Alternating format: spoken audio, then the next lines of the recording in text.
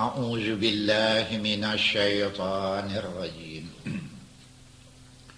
بسم الله الرحمن الرحيم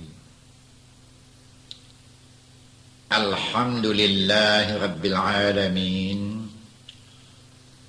والصلاة والسلام على أشرف الأنبياء والمرسلين وعلى آله وأصحابه أجمعين أما بعد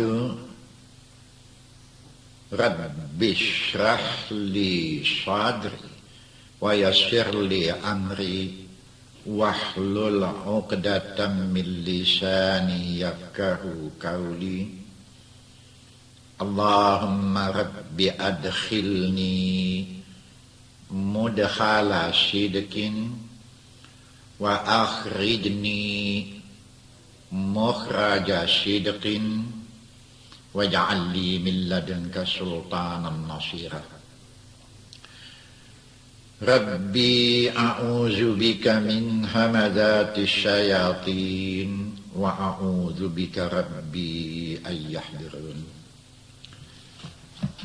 السلام عليكم ورحمة الله وبركاته. Tadi kan sudah saya sampaikan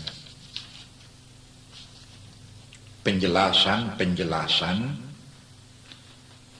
mengenai yang hubungan dengan sesama manusia dipelihara dengan baik, juga hubungan dengan Allah dipelihara dengan baik.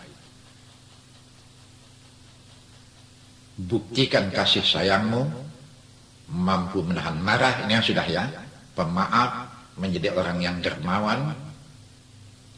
Ini persoalan menjadi orang yang dermawan dengan persoalan mengadakan hubungan dengan Allah lebih positif. Lihat surat Al-Ma'unnya yang berbunyi ara'aital ladzi yukadzibu biddin fadzalikal ladzi yad'ul yatim wala yahuddu ala ta'amil miskin fawailul lil musallin alladzina hum an salatihim sahun alladzina hum yura'un wa yamna'unal ma'un.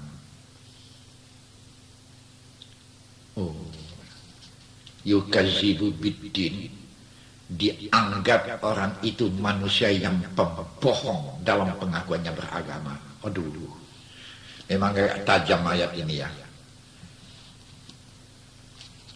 Ara'aita ini maksudnya perhatikan, lihat, perhatikan orang yang pembohong dalam pengakuannya dalam beragama.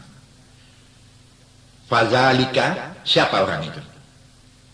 Nah, ini ada hubungannya dengan dermawan yang saya maksudkan dengan wa mimma razaqnahum yunfiqun tadi. Tadi ada saya singgung suka menolong orang, segala nikmat yang diterima hendaknya orang lain dapat menikmatinya pula, tapi di ayat ini diutamakan. Pertama, anak yatim, kedua orang miskin. Utamakan ini. Memang ayat yang mengatakan zabil kurba, karabat didahulukan. Itu pun karabat yang didahulukan itu yang yatim atau yang miskin didahulukan. Kalau ini tidak ada, ya orang lainlah. Kalau anak yatim tidak disantuni, orang miskin tidak diperdulikan, ini masuk dalam kategori yukadzibu biddin, orang yang pembohong dalam pengakuannya beragama.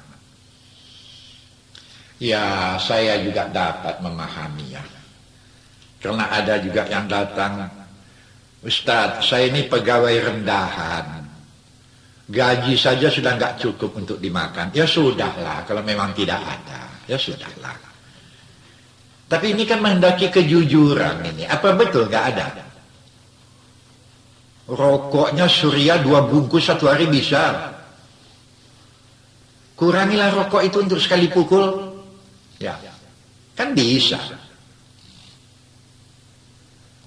Kalau malam minggu pergi ke Medan Fair entah berapa duitnya habis. Ya mau rileks sana silakan, tapi janganlah anak yatim orang miskin tidak merasakan nikmat itu.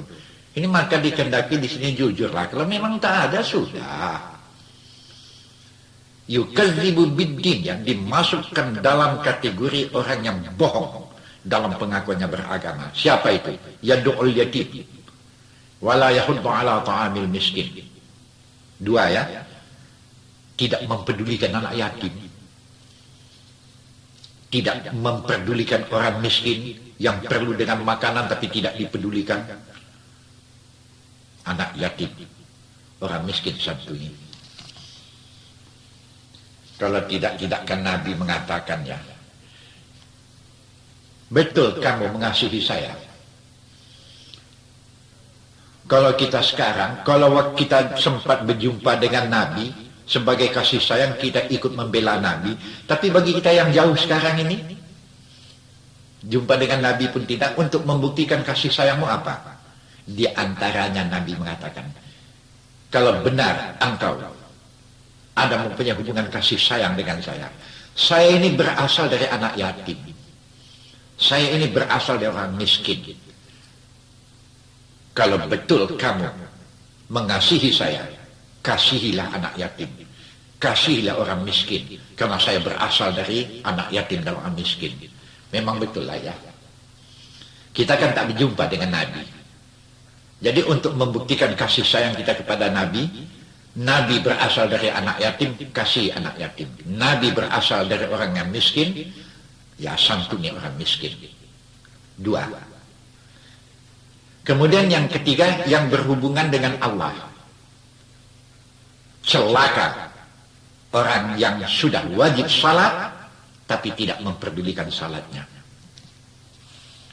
Orang yang sudah wajib salat tidak memperdulikan salatnya. Itu yang dimaksud dengan fawailul lil musallin alladzina hum an salatihim sahun. Tidak jadi persoalan khusyuk, tidak jadi persoalan. Tak khusyuk Ustaz. Macam anak saya sembahyang, kadang-kadang heran saya menengok anak saya sembahyang. Pasukan gerak cepat.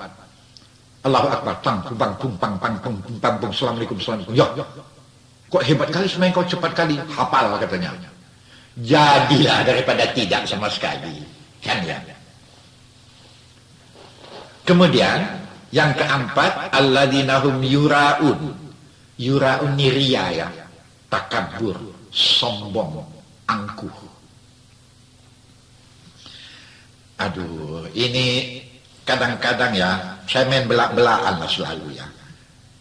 Tapi saya katakan ini main belak-belakan bukan karena benci, tidak. Karena kasih sayang supaya jangan bikin. Orang cantik, dilagakkannya cantiknya. Ada yang dilagakkannya ya. Tapi Tuhan juga tidak suka. Ini sudah dia bopeng, dilagak-lagakkannya pula lagi. Sudah mukanya peot, hidung pesek, melenggok-lenggok di muka orang banyak. Bau tak juga manusia macam ini. Orang cantik ada yang dilagakkannya, Tuhan juga tidak suka. Orang kaya dilagakkannya kekayaannya. Ada yang dilagakkannya, Tuhan juga tidak suka. Bagaimana baju dipinjam, dilagak-lagakkannya ke orang lain. Tidak. Mobil berpinjam, dilagak-lagakkannya itu. Sedangkan kita punya sendiri pun tidak boleh kita lagakkan. Boleh, nikmat Allah itu rasakanlah, boleh. Orang yang mempunyai kedudukan, orang yang mempunyai jabatan, orang yang mempunyai pangkat, dilagakkannya, disombongkannya pangkatnya itu. Ada yang disombongkannya. Tuhan juga tidak suka. Ini jadi tukang sapu di istana. Di muka orang banyak.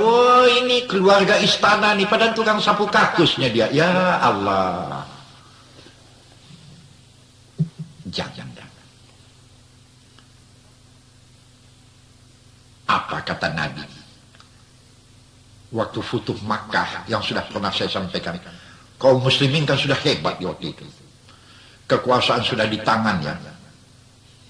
Kalau pakai istilah sekarang, mulai dari ketlor sampai ke pengulu, sampai ke camat, sampai ke gubernur, sampai ke menteri sudah di tangan orang Islam sama sekali. Kan hebat ya. Macam kita dulu, sudah merdeka kita sekarang, kita semua sudah, tak ada orang lain lagi. Apa kata Nabi di waktu itu? Syukurilah nikmat Allah itu. Dan ada satu bahasa Nabi, yang bahasa ini menurut istilah ilmu hadis, hadis kudusi.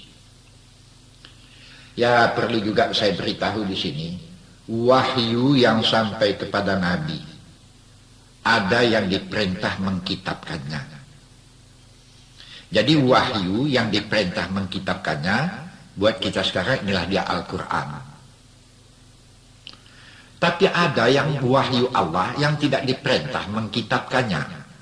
Disampaikan Nabi, tapi tidak diperintah untuk dimasukkan menjadi Al-Quran. Dia wahyu juga. Ini yang disebut dengan hadis kudusi. Yang disampaikan Nabi ini hadis kudusi lah. Ini ada hubungannya dengan ayat yang alladzina hum yura'un. Yura'un itu riya ya. Riya, sombong, angkuh. Apa kata Nabi? Allah mengatakan kepada saya sampaikan kepada kalian, apalagi sepeninggal saya, tentu kedudukan khalifah, kedudukan pimpinan akan pindah ke kalian.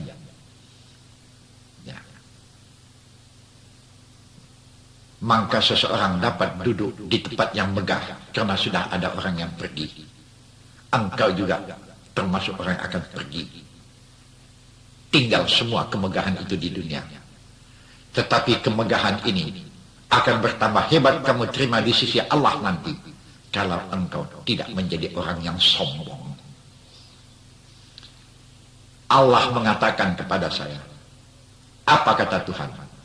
Al-kibriya'u idhari mayyalbasu idhari fannaru awlabi. Sombong, angkuh, itu adalah pakaian saya, selendang saya, kata Allah. Mayyalbasu idhari fannaru awlabi. Siapa yang memakai pakaian saya, siapa yang memakai selendang saya, kata Allah, nerakalah yang akan dijumpainya lebih dahulu. Ya, kumpulkanlah semua nikmat, rebutlah semua kekuasaan, tapi jangan sampai terjerumus kepada angkuh dan sombong. Jangan terjerumuskan. Ini sama sekali adalah merupakan kipasan syaitan. Berapa lama kalilah kamu duduk di tempat yang sekarang yang hebat ini? Fir'aun, Timur Tengah dikuasainya dahulu ya. Diperingatkan oleh Musa. Fir'aun tak mau tahu. Aku, kau. Ya sudahlah. Apa kejadiannya? Ditekan malaikat maut, lewat, Mesir diserahkan ke orang lain. Di zaman Ibrahim, Namrud. Namrud hebat kekuasaannya yang menepuk dada, ditekan malaikat maut, lewat. Hitler di Jerman, kan hebat ya Hitler di Jerman. Di Perang Dunia Kedua, Eropa hampir seperempat dikuasainya, sempat masuk ke Nederland.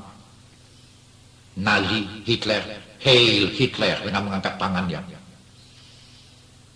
Jumpa dengan malaikat maut, ditekan malaikat maut, lewat. Jerman diserahkan ke orang lain. Mussolini di Italia, hebat ya, diktator, ditekan malaikat maut, lewat.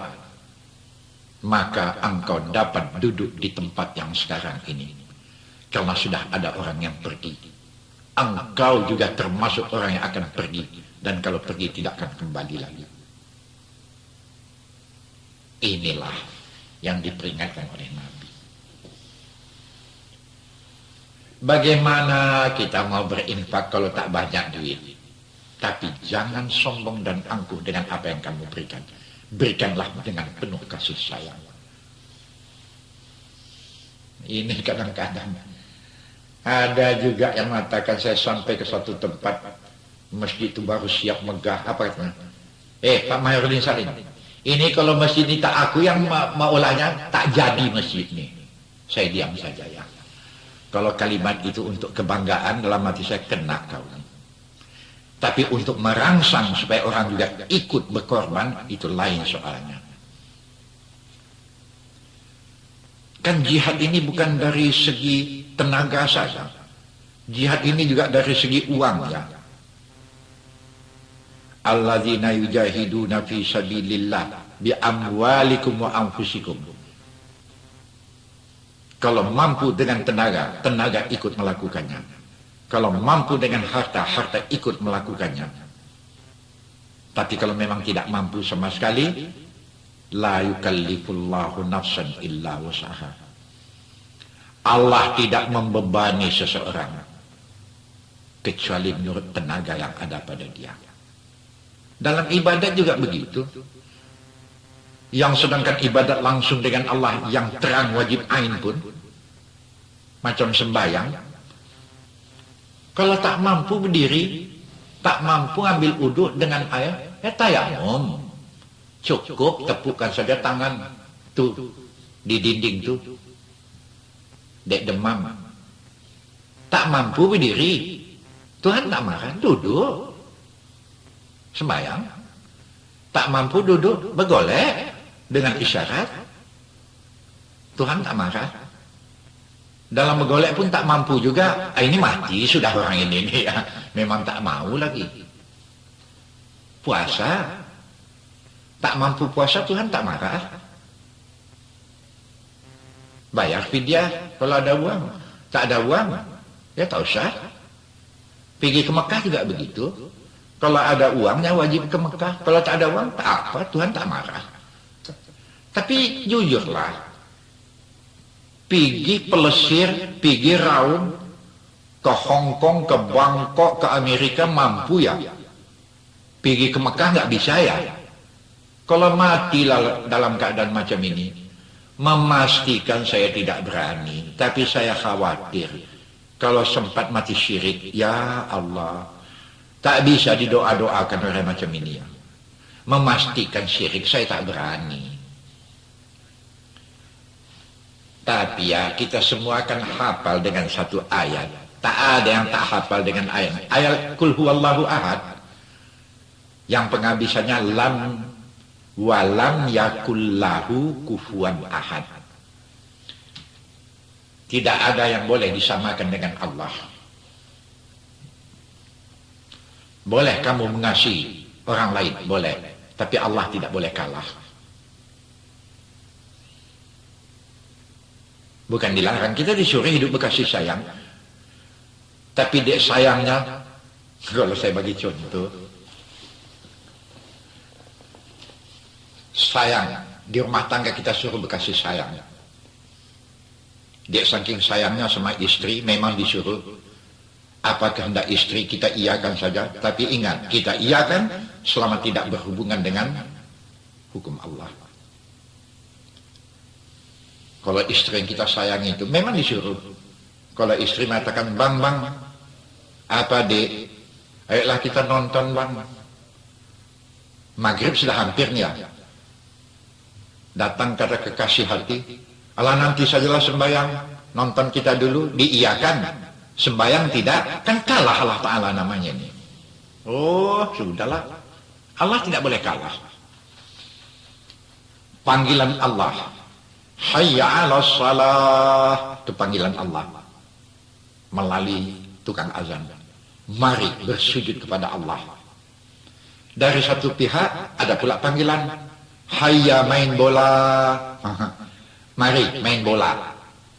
Sudah maghrib main bola terus. Hayya ala main bola ya. Akibat bola tinggal sembahyang, kan kalah Allah namanya ini. Ya nanti sembahyang juga, tapi belakangan. Kalau sempatlah mati dalam keadaan macam itu, saya khawatir ya. Memastikan saya tidak berani. Yang menentukan itu Allah lah. Allah memanggil, tapi panggilan di luar itu didahulukan. Kalau mati, sempat mati syirik, aduh. Inilah yang selalu. Boleh mau main bola, boleh mau melancong, boleh mau rileks, ke sembahi, ke brastagi, ke perapat, silakan. Tapi tiba waktu salat.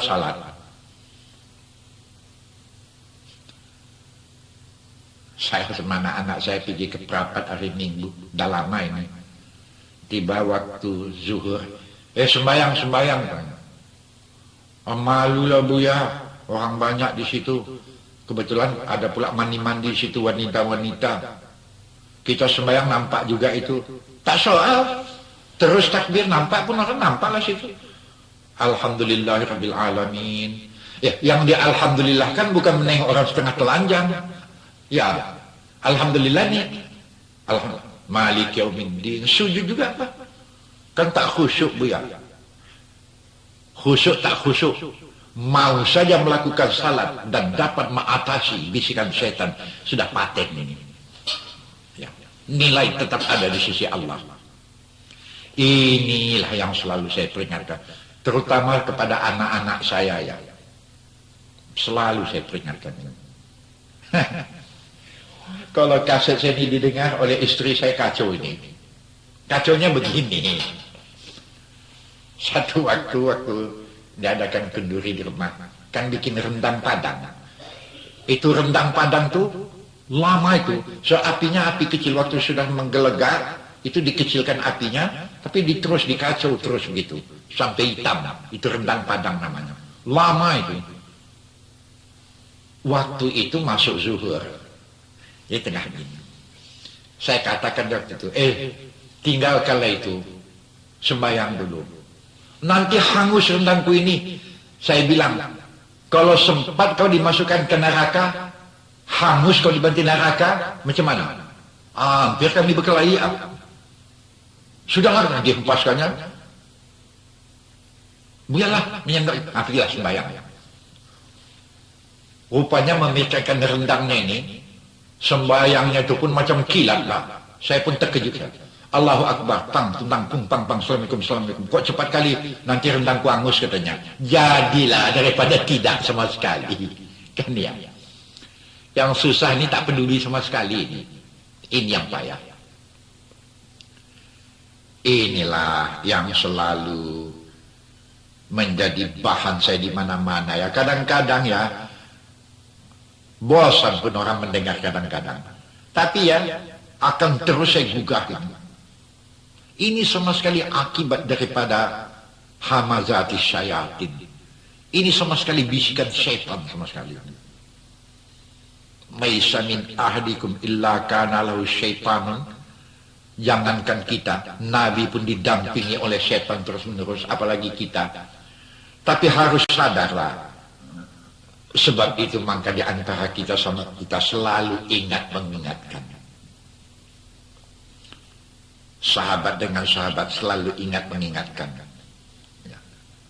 Kalau tiba waktu diingatkan kawan, kalau agak lain lenggang kawan ingatkan, jangan sombong, bilang. Orang sombong, ahli neraka, bilang. Tapi lemah lembutlah menyampaikannya. Jangan sampai bertengkar berkelahi pula. Payah Ustaz, memang payahlah pula. Kan ya. Nabi Muhammad kan pernah dia sampai ke satu desa, orang berdiri semua sekali untuk menghormati Nabi Muhammad. Apa jawab Nabi? La takumudi, jangan kalian berdiri menghormati saya seperti kalian menghormati raja-raja zaman dahulu. Nabi ini ya.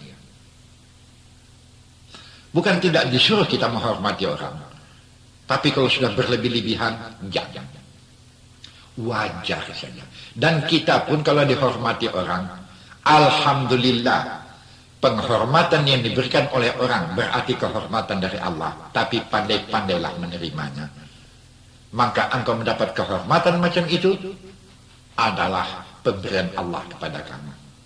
Pulangkan kembali kepada Allah. Ya. Orang yang tidak mengembalikan penghormatan yang diberikan orang kepadanya kepada Allah, orang ini termasuk orang sombong dan angkuh.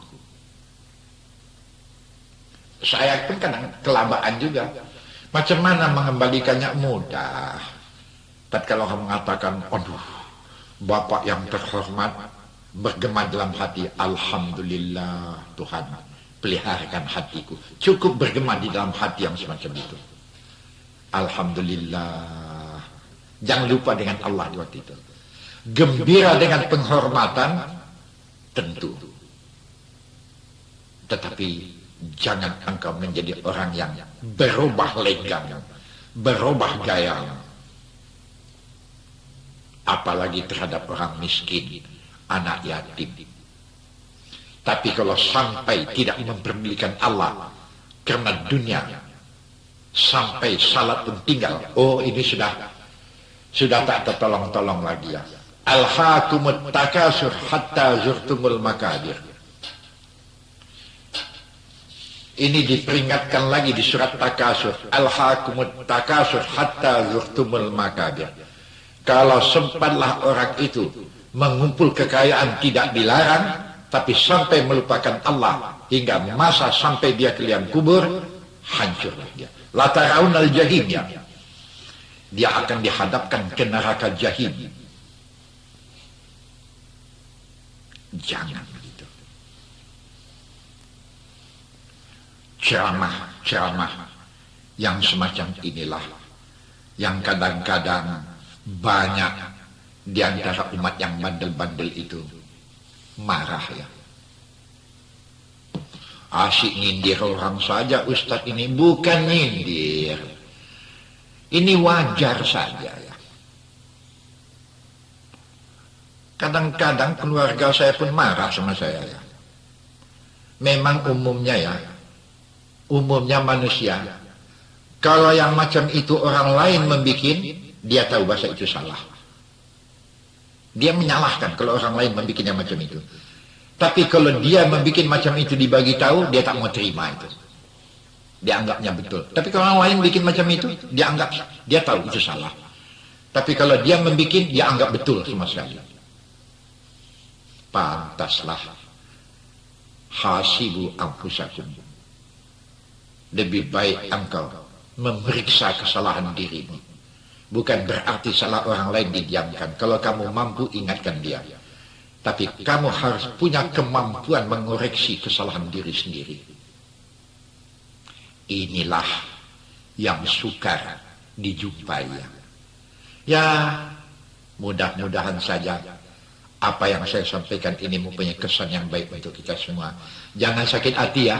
Sudah banyak yang saya hantam langsung di sini. Tidak, ini saya sampaikan adalah karena kasih sayang. Mudah-mudahan sama-sama kita menjadi penduduk syurga. Allahumma amin. Assalamualaikum warahmatullahi wabarakatuh.